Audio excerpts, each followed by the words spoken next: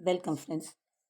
இந்த வீடியோவானது புஷ்பா 2 திரைப்படம் பார்க்க வந்து போலீசாரிடம் சிக்கிய போதைப்பொருள் வழக்கில் தேடப்பட்ட குற்றவாளி விஷால் மேஸ்ரம் கைது பற்றியது. வாங்க வீடியோக்குள்ளே போகலாம்.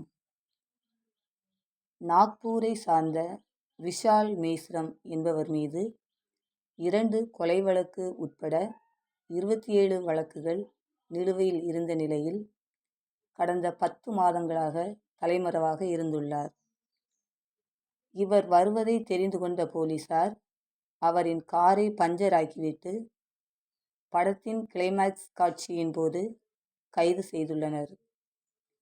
இந்த குற்றவாளி புஷ்பா 2 படத்தை காண வந்து போதைப்பொருள் வழக்கில் தேடப்பட்ட குற்றவாளி ஆவார் என்பது குறிப்பிடத்தக்கது.